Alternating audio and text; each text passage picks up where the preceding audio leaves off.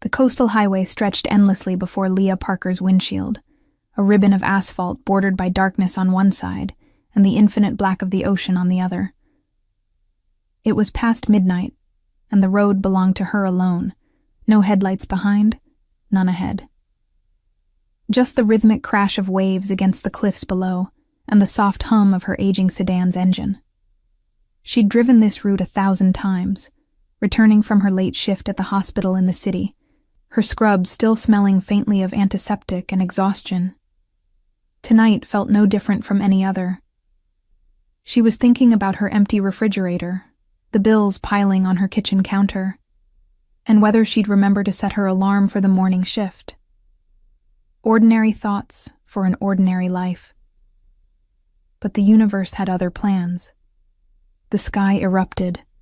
A flash of orange and white tore through the darkness, so sudden and brilliant that Leah instinctively slammed on the brakes. Her car skidded slightly before stopping in the middle of the empty road. Her heart hammered against her ribs as she stared upward, her mouth falling open. A private jet, sleek, expensive, the kind that belonged to people who lived in a different world, was plummeting from the sky in a spiral of fire and black smoke. The sound came next, a screaming roar of failing engines, then the sickening crunch of metal meeting water. The impact sent a shockwave across the surface of the ocean, and flames spread across the waves like liquid gold. For a moment, Leah sat frozen, her hands gripping the steering wheel so tightly her knuckles turned white. Every logical part of her brain screamed at her to drive away, to call emergency services, to let someone else handle whatever nightmare had just fallen from the sky. But her body moved before her mind could catch up. She threw open the car door, kicked off her shoes, and ran toward the cliff's edge. The night air bit at her skin as she descended the rocky path to the beach below, her bare feet slipping on wet stones. The wreckage was already sinking, the tail section disappearing beneath the waves while the front half burned with a fierce, almost defiant light. She didn't think. She dove. The cold water was a shock that stole her breath, but she pushed forward, swimming toward the wreckage with powerful strokes. The heat from the flames was intense, even from several feet away, and the smell of burning fuel filled her nose. Through the smoke and firelight, she saw him, a figure slumped in what remained of the cockpit, strapped into a leather seat that was quickly being consumed by fire. His head hung forward, dark hair matted with blood, and his expensive suit was torn and soaked. Leah grabbed onto a piece of twisted metal, using it to pull herself closer. Her hands shook as she fumbled with the seatbelt, the metal buckle hot to the touch. The plane groaned, listing further into the water. "Come on, come on," she muttered through gritted teeth, her fingers finally finding the release mechanism. The belt snapped free, and the man's full weight fell against her. He was heavy, solid muscle beneath the ruined clothing, but adrenaline gave her strength she didn't know she possessed. She hooked her arms under his shoulders and kicked backward, dragging him away from the sinking wreckage just as another explosion sent a plume of fire skyward. The swim back to shore felt endless, her muscles screaming, her lungs burning, but she refused to let go. When her feet finally touched sand, she hauled him up the beach, far from the water's edge, and collapsed beside him. Her chest heaved as she gulped air, her entire body trembling from cold and exertion. The man lay motionless, seawater pooling around him, his face turned to the side. In the distant glow of the dying fire, she could see his features clearly for the first time. He was young, maybe 30, perhaps a bit older, with a face that could have been carved from marble. Even unconscious and bleeding, there was something commanding about him, something that made her instinctively straighten her posture. A platinum watch worth more than her car clung to his wrist. His shirt had torn open, revealing intricate black ink that snaked across his collarbone and down his muscular chest. Designs that looked European, elegant, and somehow dangerous. And there, nestled in a shoulder holster beneath his jacket, was a gun. Leah's breath caught. This was no ordinary businessman. No corporate executive traveled with a weapon strapped to his ribs. Her hands hovered over his chest, checking for a pulse. It was there, faint but steady. He was alive. She should call the police. She should call someone. But something in the way he was dressed, in the calculated perfection of that weapon, in the cold weight of the situation, made her hesitate. Instead, she made a decision that would change everything. She dragged him to her car, somehow managing to get his considerable weight into the back seat, and drove home in silence, her mind racing with questions she couldn't answer. Her small house sat at the end of a quiet street, far from prying eyes, a blessing she'd never appreciated until now. She managed to get him inside, laying him on her couch and covering him with blankets. His breathing was shallow but regular, and the blood on his face came from a gash above his eyebrow rather than anything life-threatening. She cleaned his wounds with practiced efficiency, her nursing training taking over even as her hands shook. When she finally sat back, the first light of dawn was creeping through her windows, and she realized she'd been awake for 24 hours straight. The stranger lay still on her couch, his chest rising and falling steadily, his face peaceful despite everything. Leah made coffee she couldn't drink and stared at her phone a dozen times without dialing. She paced her small living room, glancing at him every few seconds as if expecting him to vanish or transform into something else entirely. Who was he? What had happened to that plane?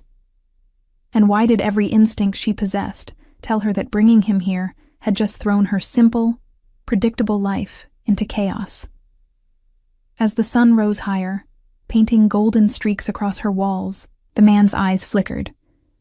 Then they opened, dark, intelligent, and immediately alert, despite the trauma he'd endured. He assessed the room in a single sweep before his gaze locked onto hers. "Where am I?" His voice was rough, accented. Italian, she thought, or perhaps something close to it, and carrying the kind of authority that expected immediate answers. "My house," Leah said, surprised by how steady her own voice sounded. "You were in a plane crash. I pulled you out." He sat up slowly, wincing but moving with a control that suggested he'd powered through pain before. His hand went instinctively to his chest, finding the gun still there. Then he relaxed slightly. He looked at her for a long moment, his expression unreadable. "You saved my life." "I suppose I did. What's your name?" "Leah Parker." He nodded slowly, as if committing it to memory, then his eyes hardened. "Leah Parker.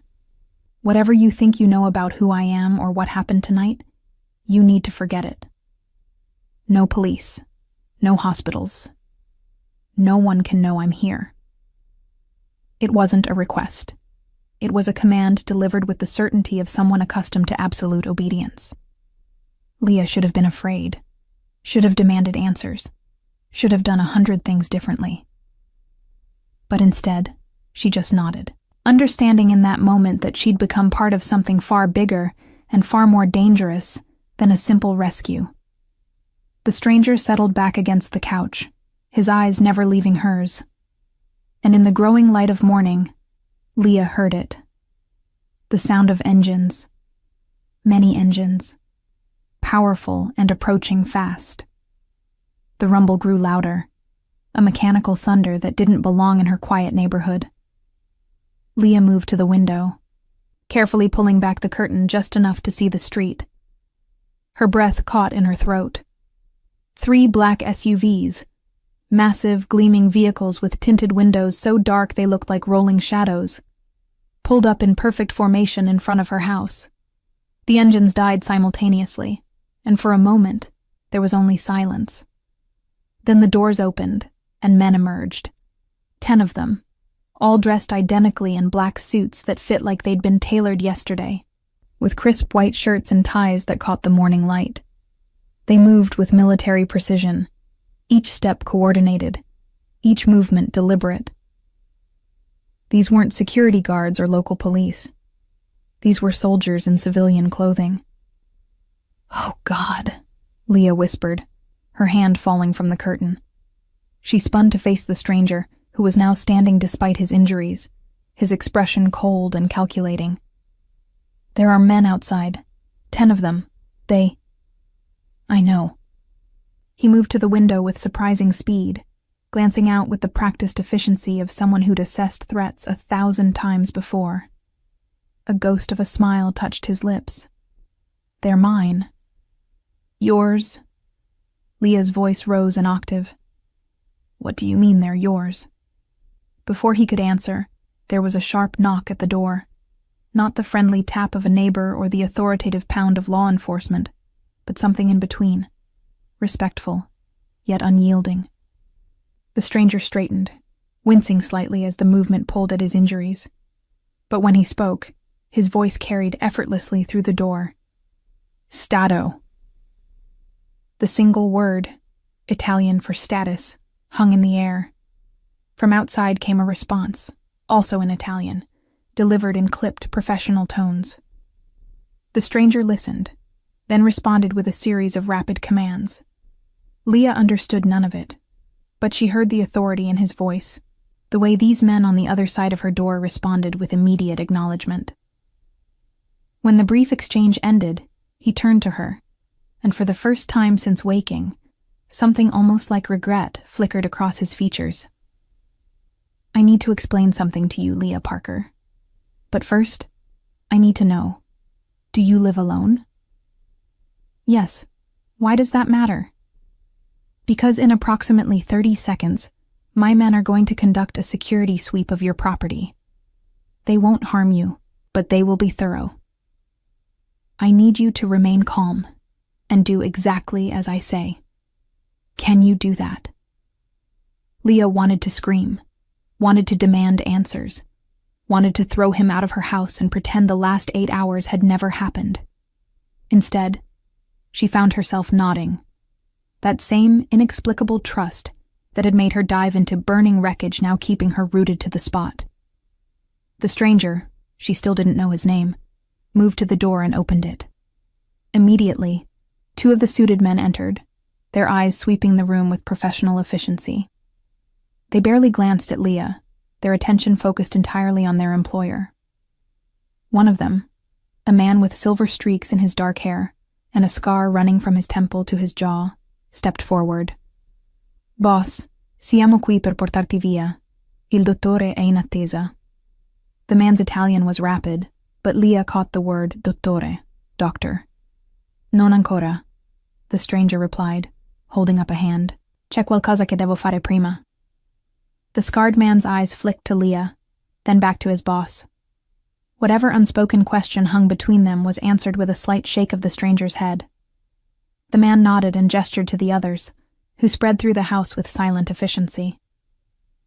Leah heard them moving through her bedroom, her bathroom, even checking her small backyard. Within minutes, they regrouped in the living room, each offering a brief nod that apparently signified, "All clear." The stranger turned to Leah, and this time when he looked at her, she saw something new in his eyes, a combination of respect and concern. "You need to sit down for what I'm about to tell you." "I think I'd rather stand." A slight smile. "Fair enough." He gestured to the men surrounding them. "These men work for me. They've been searching for me since my plane went down last night. By now, they've likely eliminated any trace of the crash. The wreckage has been removed, the area sanitized, and any witnesses have been encouraged to forget what they saw." "Encouraged?" Leah's voice was barely a whisper. "Paid well and convinced it's in their best interest to remain silent." "I don't kill civilians, Leah, but I do protect my interests." He paused, studying her face. "You're wondering who I am. What kind of man requires this level of security? What you've gotten yourself involved in by pulling me from that water." The thought had crossed my mind. "My name is Alessandro Russo. I run one of the largest international organizations in Europe. We handle various enterprises, some legal, many not. I have enemies who would pay millions to see me dead, which is why last night's crash was no accident. Someone tried to kill me, and they very nearly succeeded.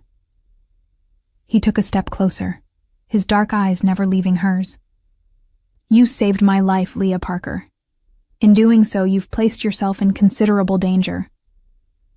The words hung in the air like a death sentence. Leah felt her legs weaken, and despite her earlier defiance, she sank into the nearest chair. "What kind of danger?" "The kind where people who want me dead will want to know how I survived. They'll investigate. They'll search for anyone who might have helped me, if they find you." He didn't finish the sentence. He didn't need to. "So what happens now?" Leah asked, surprised by how calm her voice sounded, despite the terror coursing through her veins. Alessandro exchanged a look with the scarred man, who stepped forward. "Possiamo proteggerla, boss. Casa sicura, nuova identità." "No." Alessandro's response was immediate and firm. "She saved my life. I won't repay that debt by forcing her into hiding." He turned back to Leah. "I need you to trust me for 2 more days. My men will maintain a discreet presence around your house. You won't see them, but they'll be there.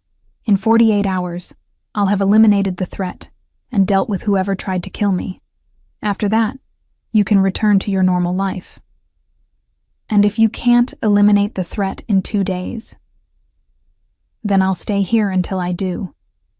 Leah laughed, a sharp, slightly hysterical sound.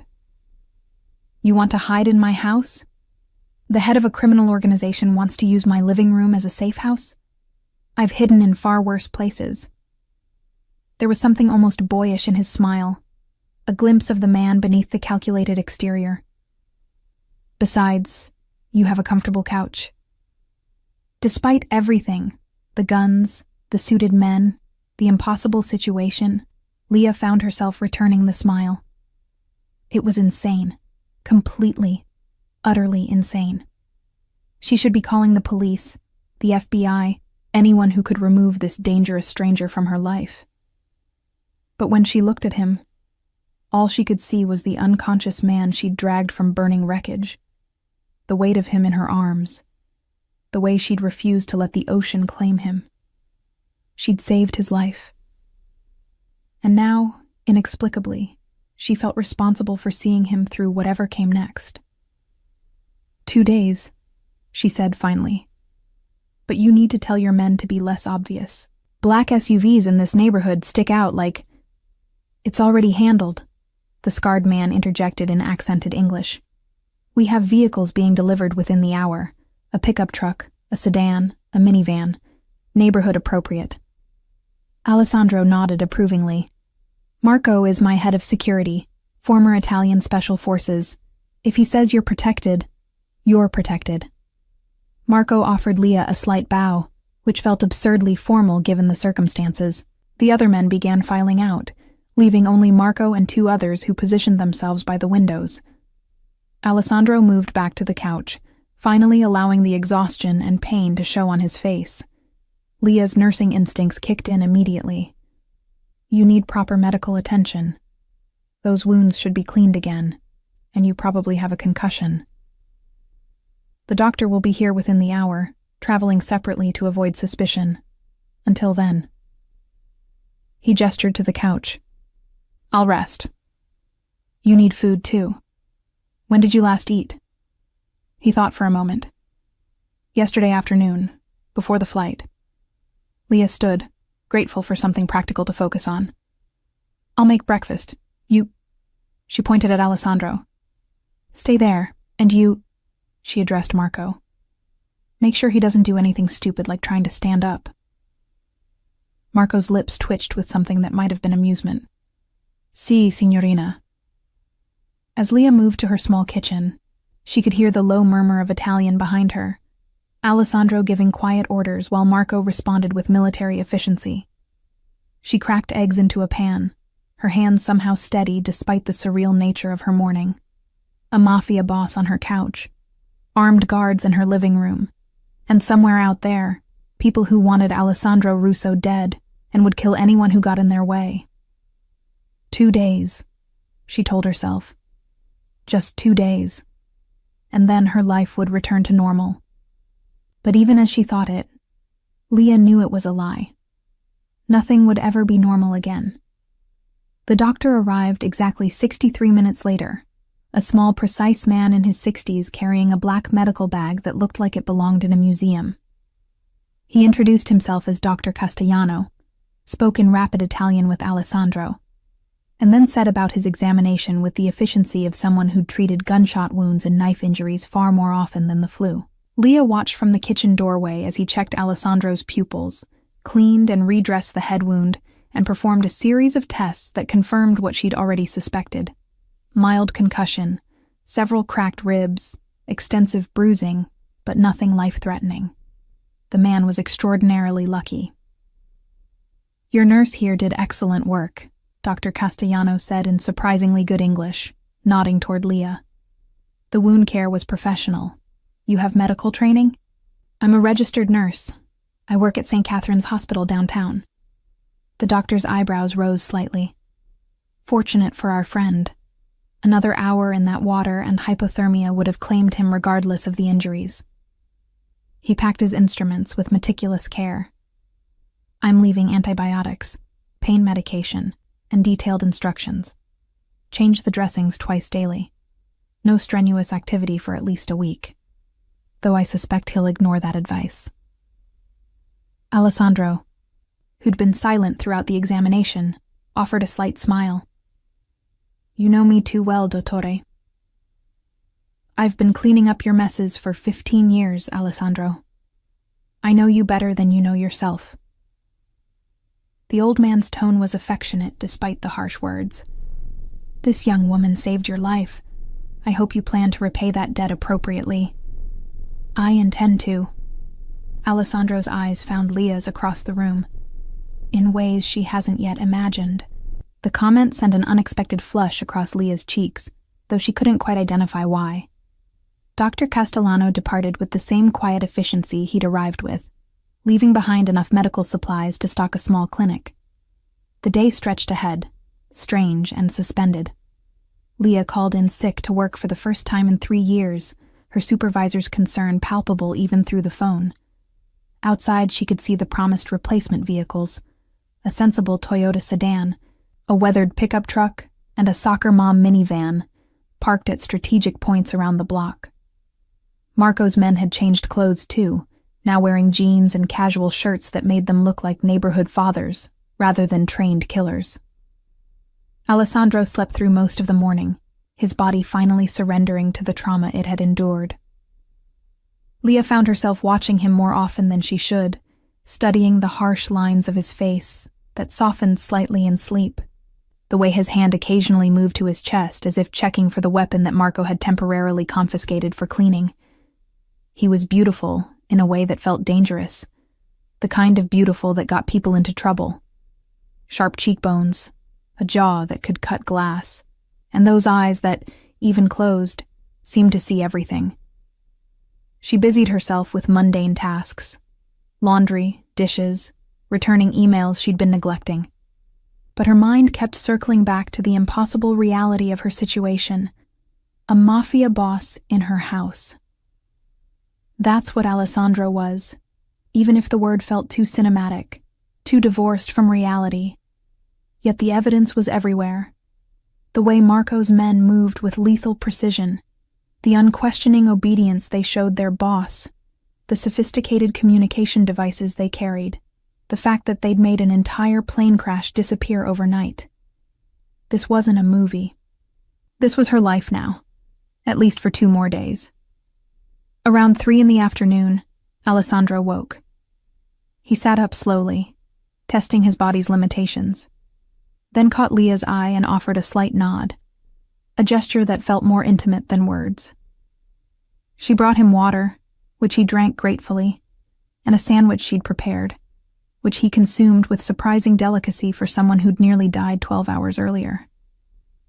"Tell me about yourself," he said suddenly, setting down the empty plate. Leah blinked. "What?" "You saved my life. The least I can do is know who you are, where you're from, why you were driving on that coastal highway at midnight." She almost refused. This man didn't deserve her story, didn't deserve anything from her, except the rescue she'd already provided. But something in his expression, a genuine curiosity beneath the calculated exterior, made her answer. I grew up in Seattle, came here for nursing school and never left. I work night shifts because they pay more, and I was driving home after a particularly long one. Nothing exciting, nothing dramatic, just ordinary. Ordinary, Alessandro repeated, as if testing the word. You jumped into the ocean to pull a stranger from a burning plane. There's nothing ordinary about that. It was instinct. I didn't think about it, which makes it even more remarkable. He leaned forward slightly, wincing at the movement. Most people think, they calculate the risk, weigh the potential consequences, consider their own safety. You just acted. That kind of courage is rare, Leah. Even in my world, where violence is common, true courage is precious. Your world. Leah sat across from him, finally asking the question that had been burning in her mind all day. What exactly is your world, Alessandro? You said you run an organization. What does that mean? He was quiet for a long moment, his eyes searching hers as if deciding how much truth she could handle. I run a network that spans 12 countries across Europe and parts of Asia. We deal in information, protection, logistics, and yes, occasionally things that skirt or cross legal boundaries. I inherited the organization from my father, who inherited it from his father before him. It's a legacy written in blood and money, and it's the only life I've ever known. So, you're a criminal. By most definitions, yes. He didn't flinch from the word. But I'm also the man who keeps hundreds of families employed, who maintains order in places where governments have failed, who protects people that the law has forgotten. The world isn't as simple as good and evil, Leah. It's painted in shades of gray, so dark they're almost black. And the people who tried to kill you? What shade of gray are they? A muscle tightened in his jaw. The darkest kind. Rivals who think my death will create a power vacuum they can exploit. They're wrong, of course. My organization is too well established, too deeply rooted. But they'll try regardless, and innocent people will die in the crossfire if I don't stop them first. How will you stop them? By doing what I do best, finding their weakness, exploiting it, and making an example that ensures no one else tries something so foolish again. His voice was cold now, the warmth from moments earlier evaporating into something harder. I don't enjoy violence, Leah, but I'm very, very good at it. The admission should have terrified her, should have sent her running to the police, or at least to her bedroom to lock the door. Instead, Leah felt an odd sense of understanding. She'd spent years as a nurse, seeing the aftermath of violence, gunshot wounds, stabbings, domestic abuse. She knew there were people in the world who chose cruelty, who inflicted pain without thought or remorse. And she knew there were people like Alessandro, who operated in darkness but by some twisted logic maintained a code, a structure, rules that governed their lawlessness. The plane crash, she said. How did it happen?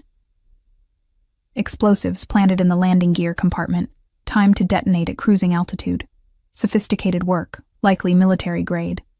The pilot managed to send a distress signal before we went down, which is how Marco and the others knew where to search. But the bomber made one mistake. They assumed I'd die in the initial explosion or the impact.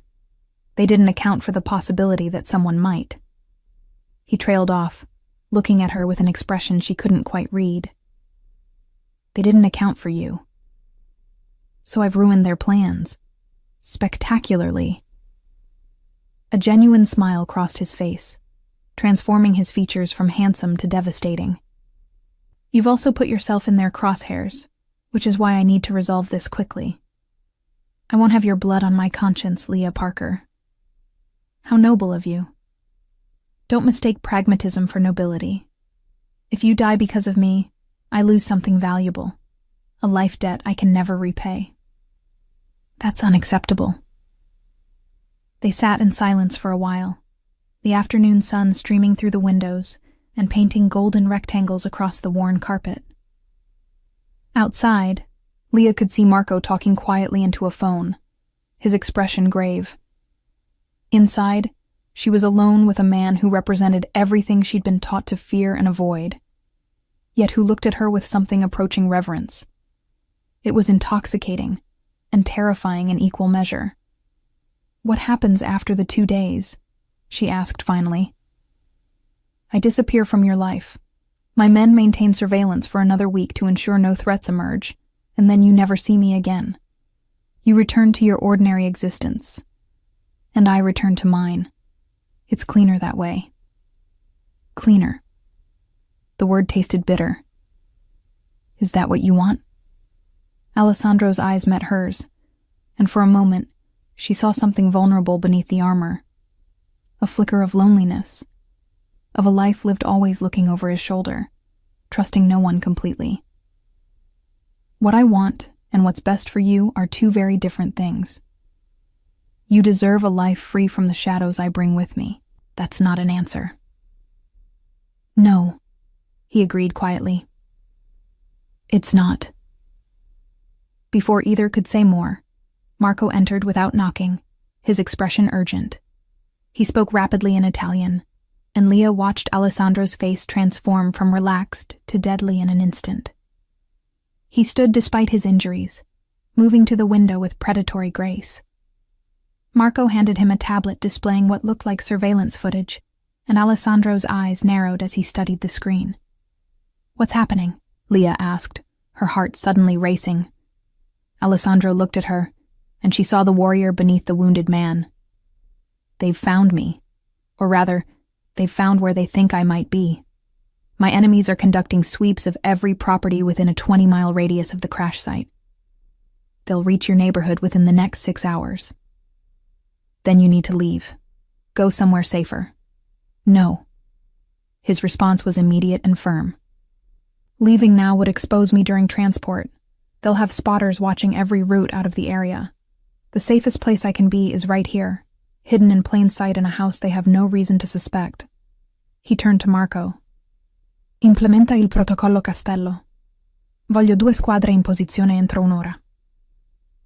Marco nodded and disappeared, already speaking into his phone.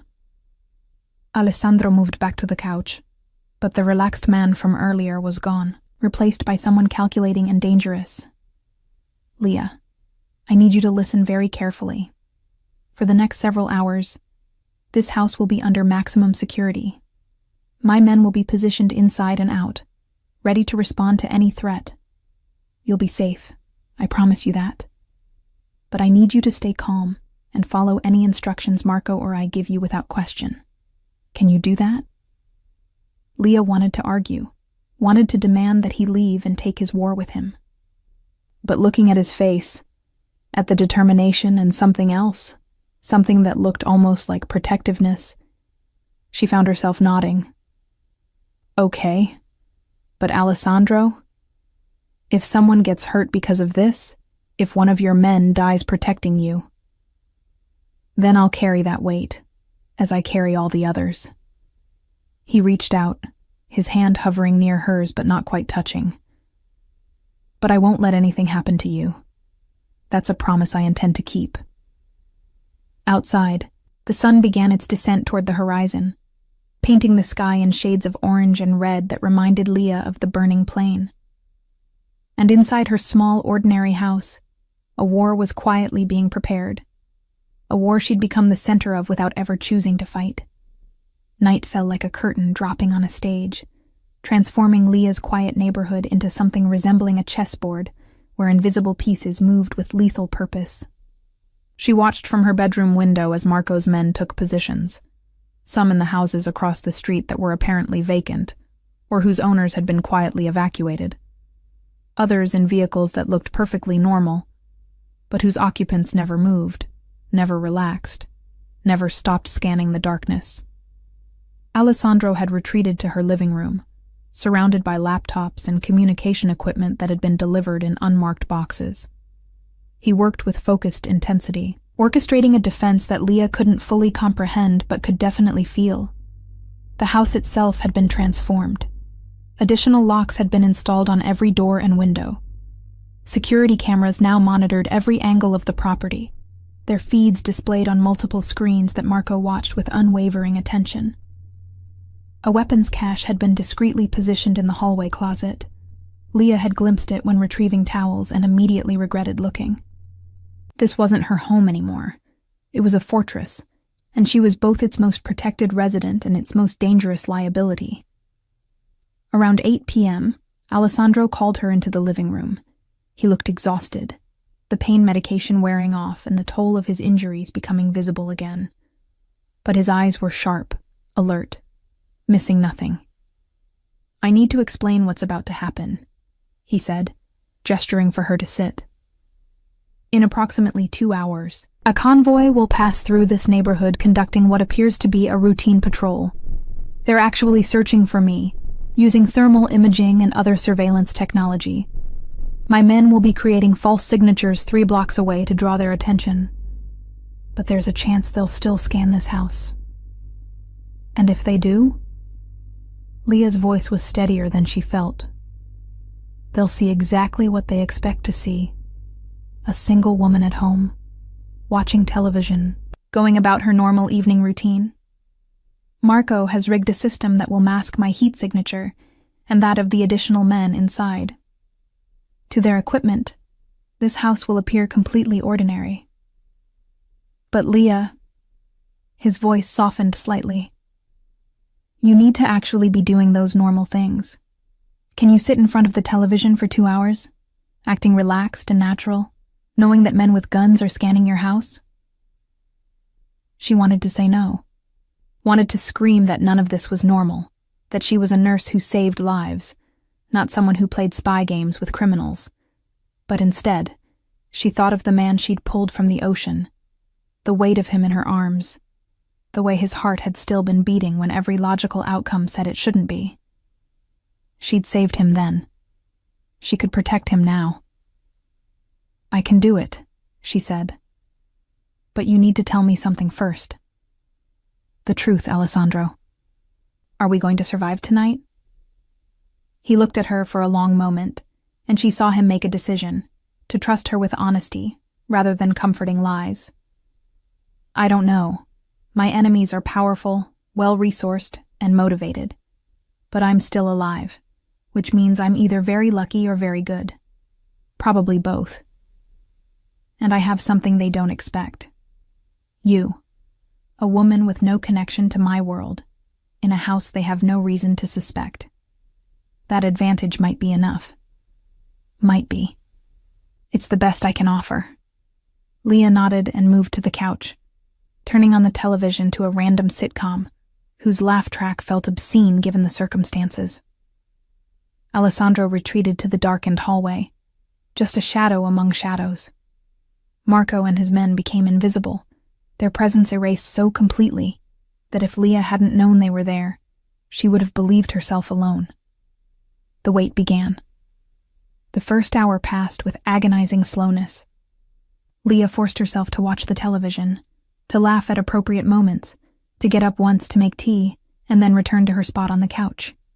She felt the weight of eyes on her, not just the surveillance equipment outside, but also Alessandro watching from the darkness, Marco monitoring every screen, the men positioned throughout the house ready to transform from invisible to lethal in an instant. Her hands shook slightly as she lifted the teacup, but she hid it well, tucking them beneath a throw blanket. At exactly 9:47 p.m., Marco's radio crackled with a brief, coded message. The convoy was 3 blocks away. Leah forced herself to breathe normally, to not look toward the windows, to keep her eyes on the television screen, even though she couldn't have said what show was playing. Outside, she heard the low rumble of heavy vehicles, military-grade SUVs, Alessandro had explained, equipped with technology that cost more than most houses. They were moving slowly, methodically, scanning each property as they passed. 2 blocks away. 1 block. then directly outside. The vehicles stopped. Leah's heart hammered against her ribs so hard she was certain the surveillance equipment would detect it, would mark her as abnormal, would trigger an investigation that would end with bullets and blood. But she didn't move, didn't flinch, just sat on her couch, watching television, occasionally sipping tea that had long since gone cold. In the hallway, Alessandro remained perfectly still, a statue carved from darkness and discipline. The seconds stretched into eternities. Then, after what felt like hours but was probably only 3 minutes, the vehicles moved on. The rumble of engines faded into the distance, leaving only silence and the pounding of Leah's pulse in her ears. She waited, not daring to move until Alessandro finally stepped into the light. His expression was unreadable, but when their eyes met, she saw something that might have been relief or respect, or something deeper she couldn't name. "You did perfectly," he said quietly. "They saw nothing suspicious. You're a natural." "I never want to be a natural at this," Leah replied, her voice shaking now that the immediate danger had passed. "This isn't my world, Alessandro. I save lives in hospitals, not—" She gestured helplessly at the surveillance equipment, the hidden weapons, the war being waged in her living room. "I know." He moved closer, sitting carefully on the opposite end of the couch, maintaining distance, but somehow feeling nearer than before. "And I'm sorry that I brought my world crashing into yours. Literally." A ghost of a smile. "But you're handling it with more grace than most trained professionals would." "I don't feel graceful. I feel terrified." "Good. Fear keeps you sharp, keeps you alive. It's the people who aren't afraid who make fatal mistakes." He paused, studying her face in the flickering television light. "Tell me something, Leah. Why did you really pull me from that water? The truth, not the noble answer about saving lives." She considered lying, offering something simple and heroic. But he'd been honest with her, brutally so, and she found herself returning the favor. "I don't know. I saw you there, trapped in that wreckage, and something in me just refused to let you die. It wasn't rational, wasn't a conscious choice. It was like my body moved before my brain caught up. And now, sitting here with armed men in my house and criminals searching the neighborhood, I keep wondering if I made the right choice. If maybe the world would be better off if I'd just driven away and let the ocean claim you. Maybe it would be." His response was quiet, without anger or defensiveness. "I've done terrible things in my life, Leah. Things that would horrify you if you knew the details. I've ordered deaths, destroyed lives, caused pain that ripples through families and communities. The scales of justice would probably tip against me in any cosmic accounting. Then why do you do it? Because someone has to. Because the world I operate in doesn't run on laws and courtrooms. It runs on power and fear, and the ability to project both convincingly. If I weren't in control of my organization, someone worse would be. Someone who doesn't maintain the codes we follow, the lines we don't cross. I'm not a good man, Leah, but I'm better than the alternatives. That's a depressing philosophy. It's an honest one." He shifted slightly, and she saw the pain cross his features. "You should rest. The danger tonight is past, but tomorrow brings its own challenges. Marco's men will maintain watch, but you need sleep. What about you? I'll rest later. First, I have calls to make, strategies to finalize. The people who tried to kill me made a mistake tonight. They revealed their search patterns, their methods, their resources. That information is valuable, and I intend to use it." Leah stood, exhaustion suddenly crashing over her like a physical weight. But before she could retreat to her bedroom, she found herself asking one more question. "Alessandro, after all this is over, after you disappear back into your world, and I return to mine, will you remember me, or will I just be another person in a long line of people who helped you survive?" He looked at her for a long moment, and when he spoke, his voice carried a weight that felt like truth. "I will remember you, Leah Parker.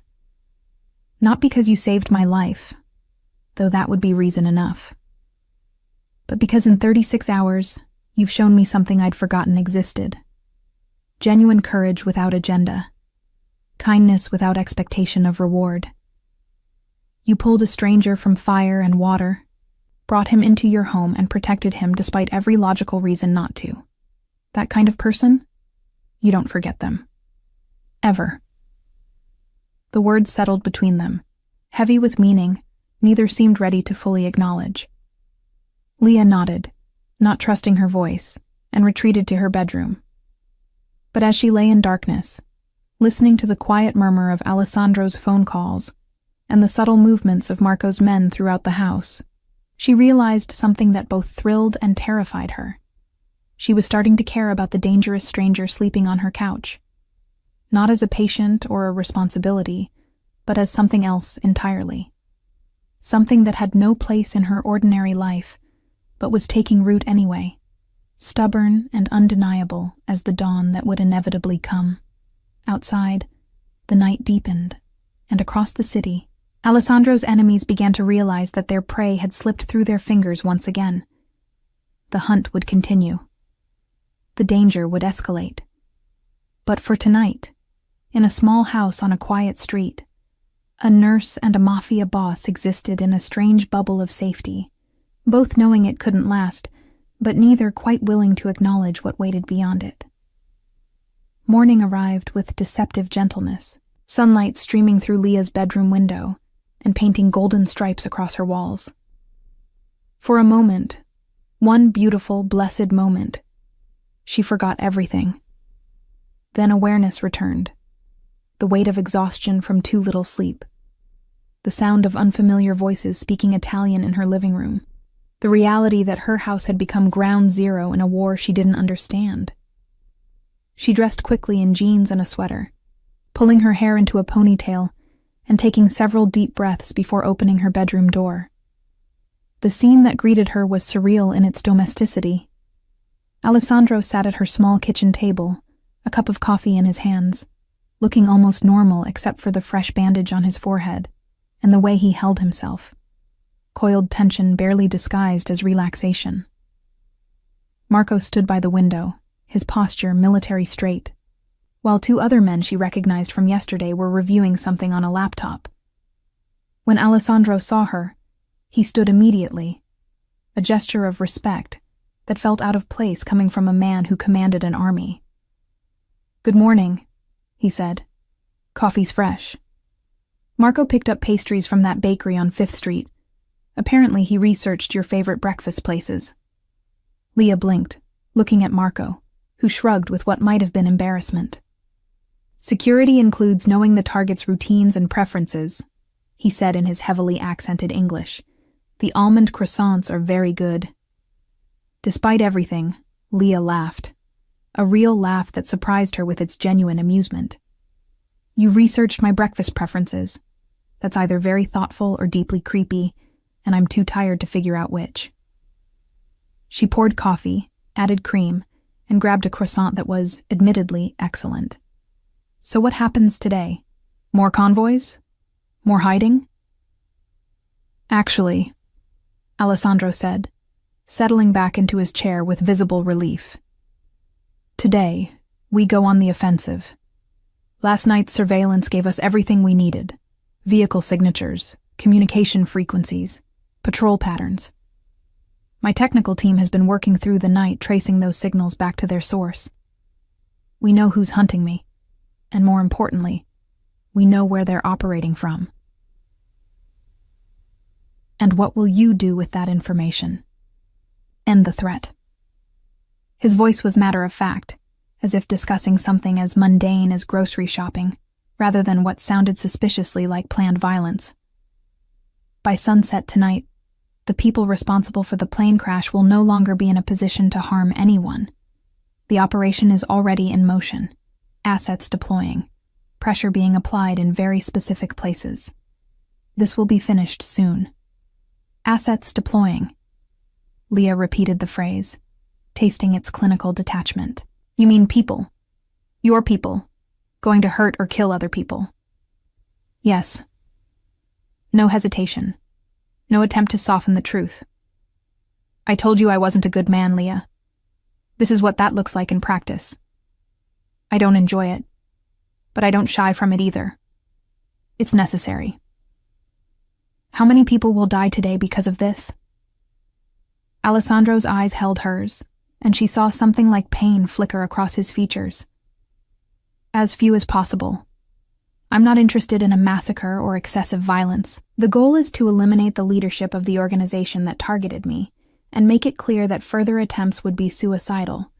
If that can be accomplished through intimidation and strategic pressure rather than bloodshed, that's preferable. But if not... He trailed off, the implication clear. Leah set down her coffee cup, suddenly nauseous. I'm a nurse. I've taken an oath to do no harm, to save lives whenever possible. Everything you're describing goes against everything I believe in. I know, which is why I'll never ask you to be part of it, never expect you to condone it or assist with it. Your hands stay clean, Leah. That's non-negotiable. He leaned forward slightly, his expression intense. But I won't lie to you either. I won't pretend to be something I'm not, or that my world operates by your rules. This is who I am. This is what I do. And if that makes you regret pulling me from that water, I'll understand. The question hung between them. Did she regret it? Should she? Leah looked at the man across from her, seeing both the sophisticated, commanding leader and the wounded human who'd been hours from death. She thought about the way he'd promised to protect her, the care he'd taken to keep her safe, the respect in his eyes when he looked at her. She thought about the alternative. Walking away from that crash, letting him drown, never knowing this strange connection that had formed between them. I don't regret it, she said finally, but I hate what comes with it. The violence, the danger, the casual way you talk about people dying. It's everything I've spent my career fighting against. I know. And I'm sorry that saving my life means being exposed to this darkness. Alessandro stood, moving to the window beside Marco, his silhouette framed by morning light. One more day, Leah. By tomorrow morning, this will be over. My enemies will be dealt with, the threat eliminated. I'll leave your life, and you can return to saving people in ways that don't require weapons or tactics. You can forget I ever existed. What if I don't want to forget? The words escaped before Leah could stop them, hanging in the air like a confession. Alessandro turned slowly, his expression unreadable, while Marco suddenly found the laptop screen intensely fascinating. The two other men quietly excused themselves, leaving the kitchen with the practiced invisibility of professionals who knew when to disappear. What are you saying? Alessandro asked quietly. I don't know. Leah stood, frustrated with herself, with him, with the entire impossible situation. I'm saying that for 2 days, I've had a front row seat to your world, and it's terrifying and wrong and against everything I believe in.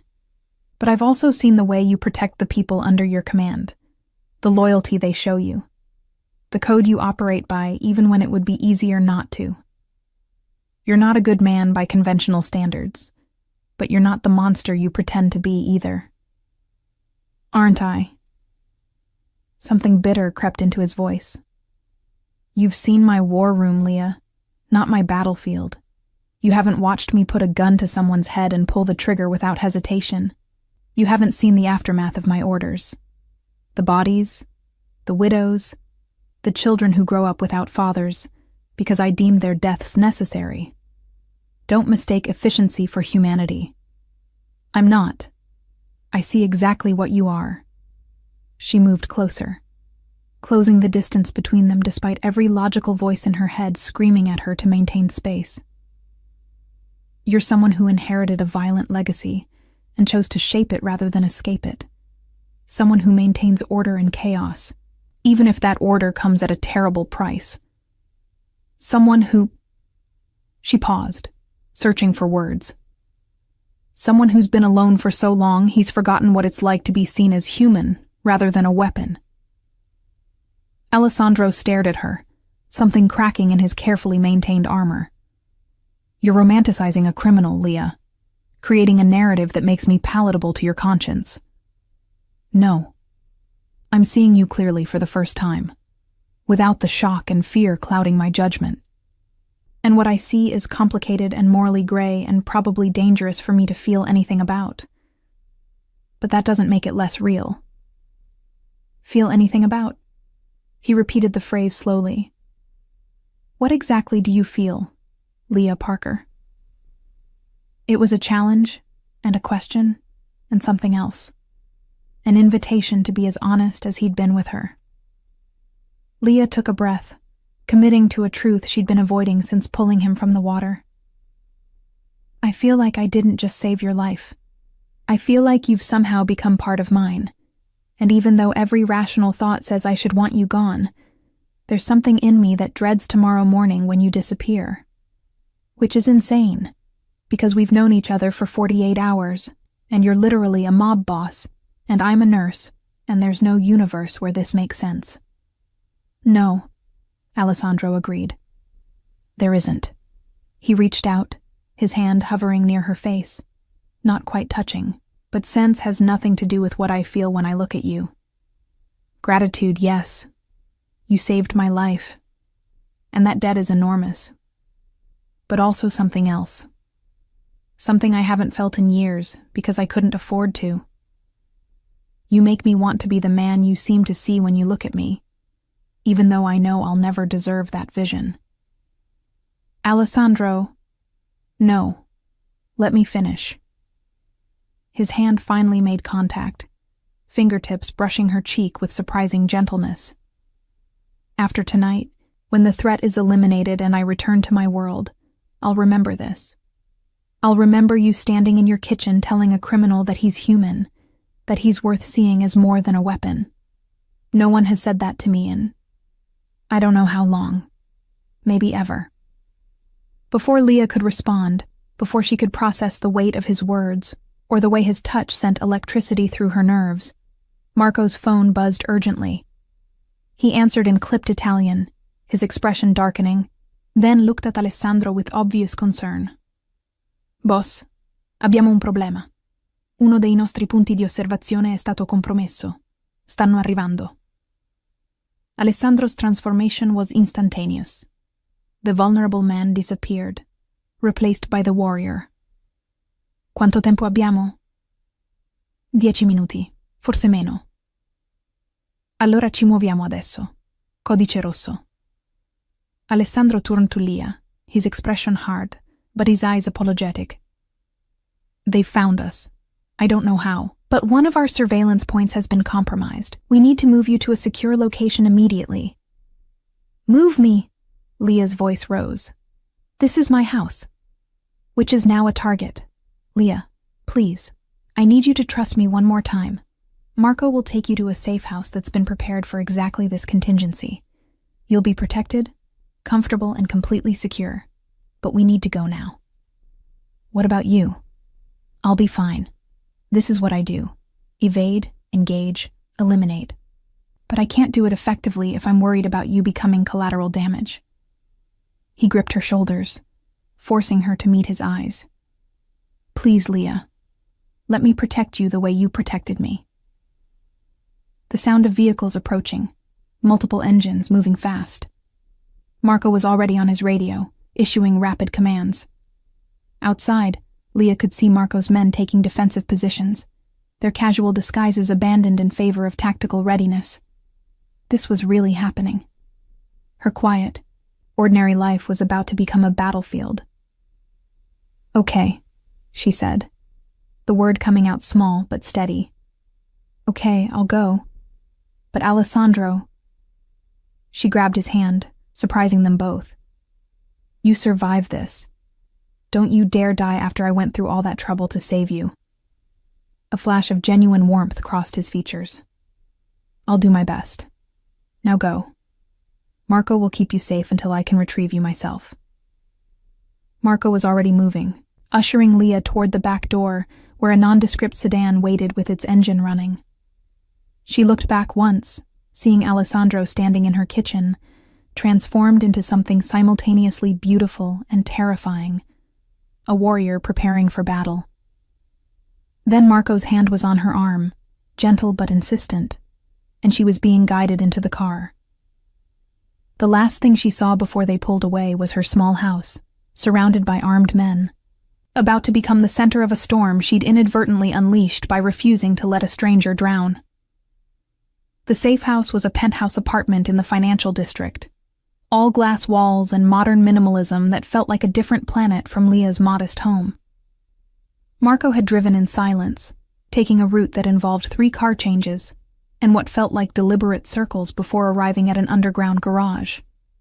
The security was absurd. Biometric scanners, armed guards who nodded respectfully to Marco, multiple locked doors before reaching the elevator that required a keycard and fingerprint to activate. By the time they reached the apartment itself, Leah felt like she'd entered a fortress disguised as luxury real estate. "You'll be safe here," Marco said, his English more halting now, stress bleeding through his professional composure. "Food in the kitchen, clothes in your size in the bedroom. Don't ask how we got your sizes. Windows are bulletproof. Building security is ours. No one reaches you without going through multiple layers of very motivated professionals. How long will I be here? Until the boss says otherwise. Could be hours, could be days. Depends on how things." He trailed off, apparently deciding that finishing that sentence wouldn't be helpful. "How things go when Alessandro confronts the people trying to kill him," Leah finished. "You can say it, Marco. I'm not naive about what's happening." The older man studied her with new respect. "No, you're not. Most civilians would be hysterical by now. You're handling this with remarkable composure." I'm screaming internally, if that helps. A ghost of a smile. "It does, actually. Shows you're human. The boss..." Marco paused, seeming to choose his words carefully. "He cares about your safety. More than is probably wise, given the circumstances. I've served him for 12 years, and I've never seen him this, invested in protecting someone outside the organization." "What are you trying to say, Marco?" "I'm saying that whatever is happening between you two, it's real enough that he's making decisions with his heart rather than his head, which is dangerous for a man in his position, but also somewhat beautiful to witness. He's been alone for so long. Cold, calculating, never letting anyone close. Then you pull him from the ocean, and suddenly he's human again. That's worth protecting, Signorina. Even if it makes my job significantly more complicated." Before Leah could respond, Marco's phone buzzed. He answered, his expression immediately grave, speaking rapid Italian that Leah couldn't follow. When he hung up, his jaw was set in a hard line. "I need to return to the boss. You'll have 4 men stationed in the building, 2 in the lobby, 2 on this floor. They won't enter the apartment unless there's an emergency, but they're there. Don't leave. Don't open the door for anyone except me or the boss. Understood? Marco, what's happening?" "The boss is engaging the enemy. That's all I can tell you." "But Leah..." He moved toward the door, then looked back. "He'll survive this. He always does.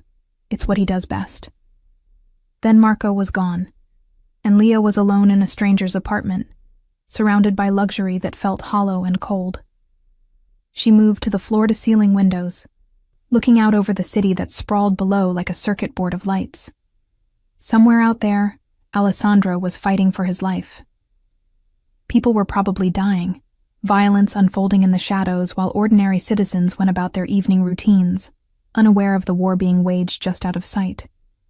She should feel guilty for not calling the police, for being complicit in whatever Alessandro was doing. Should be horrified by the entire situation. Instead, she felt a gnawing anxiety that had nothing to do with morality, and everything to do with the terrifying realization that she was desperately worried about a man she barely knew. A criminal. A killer. someone who should repel her, but instead had somehow become the most important person in her suddenly upended world. Hours passed with excruciating slowness. Leah tried to eat, couldn't. Tried to watch television, found every program meaningless. She paced the apartment, counting steps, monitoring her phone for messages that never came. Night fell properly, the city lights intensifying as darkness claimed the sky. And still, nothing. No word from Marco. No call from Alessandro. Just silence and the maddening inability to do anything except wait. At 10:30 p.m., her phone finally rang. Unknown number. She answered immediately. Leah. Alessandro's voice, rough and tired but gloriously alive. Are you safe? Yes, Marco's men are here. What about you? Are you hurt? Nothing serious. Some bruises, minor cuts. Nothing compared to the plane crash, I promise. He paused, and she heard the exhaustion in his voice. It's over. The organization that targeted me has been dissolved. Their leadership is either dead or has agreed to very specific terms of surrender. The threat is eliminated. Leah sank onto the expensive couch, relief washing through her so powerfully she felt dizzy. Thank God. So what happens now? Now you go home. Marco will collect you within the hour and ensure your house is secure. The surveillance equipment will be removed, the additional security measures dismantled. By tomorrow morning, it will be as if none of this ever happened. And you? Silence on the other end, heavy with unspoken words. Then, I return to my world. You return to yours. It's better this way, Leah. Cleaner. Safer for you. Is that really what you want? What I want is irrelevant. What's best for you is all that matters. That's not an answer, Alessandro. That's a deflection. Leah stood, anger suddenly cutting through her relief. You don't get to make that decision unilaterally. Not after everything that's happened. Not after what you said in my kitchen about how I make you feel. Leah. No. You listen to me for once. I know your world is dangerous. I know being close to you means accepting things I've spent my life opposing. I know there's no logical reason for this connection between us to exist. But it does exist. And you walking away because you've decided it's better for me is just you being afraid. Afraid? His voice sharpened. Of what, exactly? Of being vulnerable. Of caring about someone who can't be controlled or commanded. Of having a weakness that your enemies could exploit. You're not protecting me by leaving, Alessandro. You're protecting yourself from having to feel anything real. The silence that followed was so long that Leah thought he might have hung up. Then he spoke, his voice low and raw in a way she'd never heard before. You're right. I am afraid. Terrified, actually. Because everyone I've ever cared about has either been hurt because of me or used against me. My mother died in an attack meant for my father when I was 15. The woman I loved in my 20s was kidnapped and traumatized by rivals trying to force my hand. I learned early that caring is a liability in my world, that love is a weapon pointed at your own heart. So yes, I'm afraid. Afraid that getting close to you will put you in danger I can't always prevent.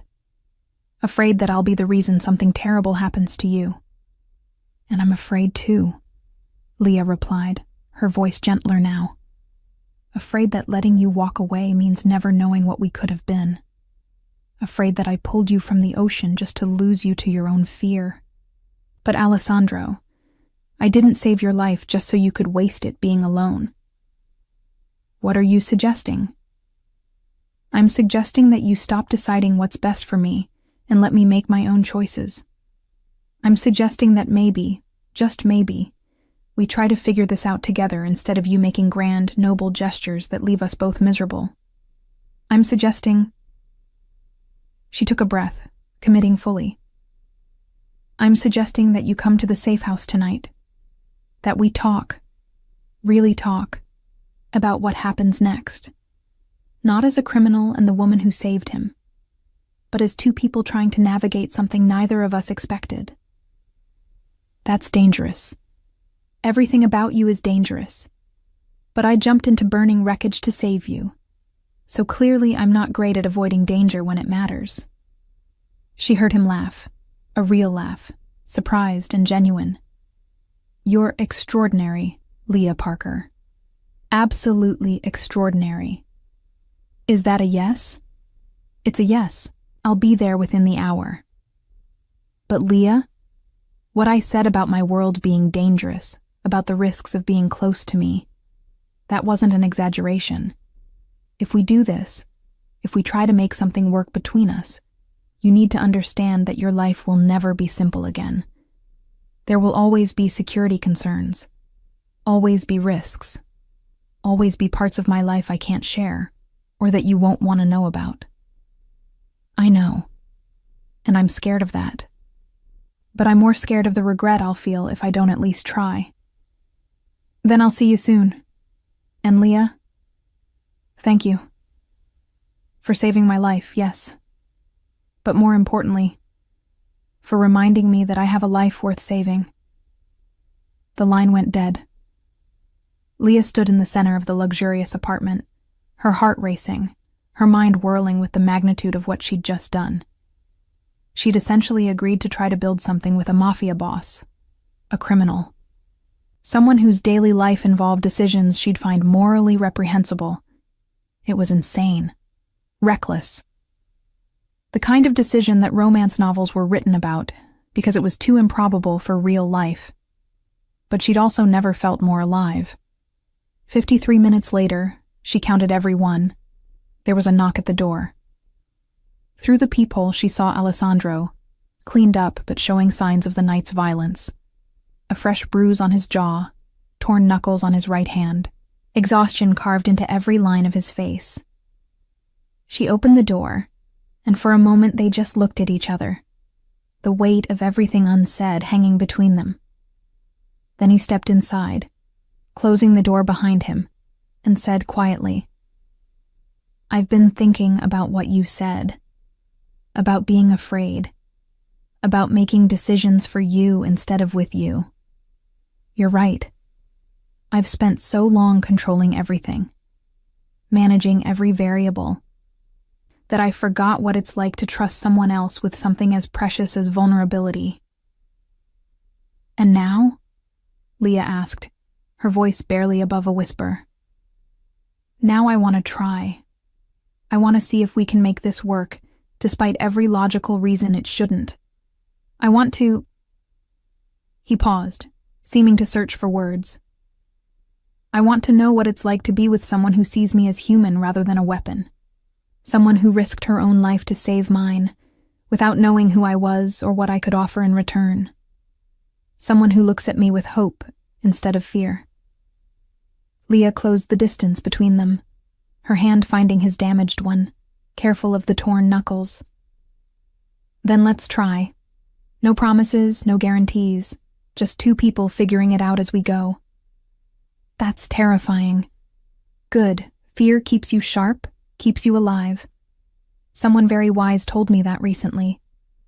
Alessandro smiled, the first truly unguarded smile she'd seen from him, and raised her hand to his lips, kissing her knuckles with old-world courtesy that should have felt ridiculous, but instead made her breath catch. "You're going to completely upend my life, aren't you?" "Probably. Is that okay?" "It's more than okay. It's exactly what I need, even if I didn't know it until you pulled me from that burning wreckage." He drew her closer, his free hand coming up to cup her face with surprising tenderness. "You saved my life, Leah Parker. But I think you might have saved more than that. You reminded me that underneath the violence and strategy and calculated ruthlessness, I'm still capable of feeling something real. That's a gift I can never adequately repay." "You can start by kissing me," Leah said, surprising herself with her boldness. Alessandro's eyes darkened, and he leaned down, his lips meeting hers with a gentleness that contrasted sharply with everything she knew about him. The kiss was soft at first, tentative, two people exploring unfamiliar territory. Then it deepened, becoming something more intense, more honest, a promise of things to come, of complications and challenges and a connection that defied every logical objection. When they finally broke apart, both breathing heavily, Alessandro rested his forehead against hers. "You realize this won't be easy.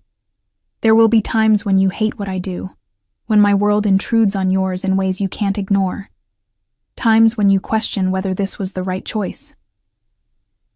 "I know. But Alessandro, I'd rather face those challenges with you than spend the rest of my life wondering what might have been if I'd been brave enough to try." "Then we try. Together." Outside the windows, the city continued its endless rhythm. Millions of people living ordinary lives, unaware of the extraordinary bargain being struck in the penthouse apartment. Two people from impossibly different worlds, connected by a moment of courage in fire and water, choosing to see where that connection might lead. It was improbable, dangerous, and completely illogical. It was also, Leah realized as Alessandro pulled her close again, exactly what she wanted. The end of one story, and the beginning of another, one written not in blood and violence alone, but in the stubborn determination of two people to find something real in a world that offered little room for such luxuries. One written in the flames that brought them together, and the dawn that promised, despite everything, a chance at something neither had expected, but both desperately needed.